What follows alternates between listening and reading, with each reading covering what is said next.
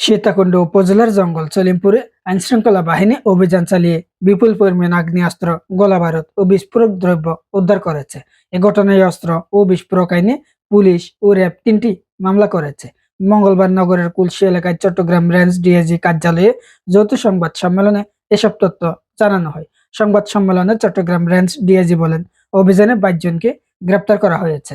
তাদের কাছ থেকে ৩টি আগ্নেয়াস্ত্র, একটি বিদেশি পিস্তল, একটি দেশি পিস্তল ও একটি এলজি, ২৭টি পাইপ গান, ৩০টি পিস্তলের ম্যাগাজিন, ৫৭টি অস্ত্র তৈরির পাইপ, ৬১টি কার্তুজ, বিভিন্ন ধরনের ১,১১৩ রাউন্ড গুলি, ১১টি ককটেল ও পাইপ গান তৈরির লেদ মেশিন উদ্ধার করা হয়।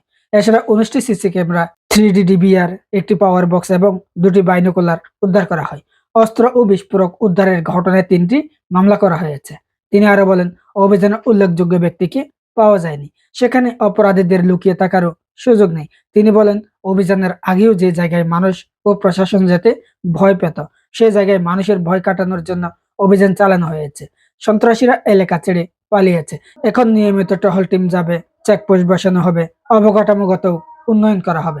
তিনি বলেন, ২০০৩ সাল থেকে জঙ্গল সলিমপুরের ৩৪টি পাহাড় কেটে ৩,১০০ একর জমি বিক্রি করা হয়।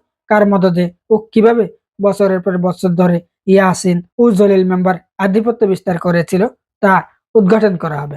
উক্ত অভিযানের পর তৎক্ষণাৎ সংবাদ সম্মেলনে র্যাব ৭ চট্টগ্রামের অধিনায়ক লেফটেন্যান্ট কর্নেল মোহাম্মদ হাফিজুর রহমান বলেন, জঙ্গল সলিমপুর থেকে ৭.৬২ বুলেট উদ্ধার করা হয়েছে। এসব গুলি মিয়ানমারে ব্যবহার করা হয়। এখানে এসব গুলি ও অস্ত্র কোথা থেকে এলো, কারা তা ব্যবহার করছিল তা খতিয়ে দেখা হচ্ছে। পালিয়ে যাওয়া শীর্ষ সন্ত্রাসীদের গ্রেপ্তারে গোয়েন্দা তথ্যের ভিত্তিতে অভিযান পরিচালনা করা হচ্ছে। মোবারক উদ্দিন নয়ন, ডেস্ক নিউজ।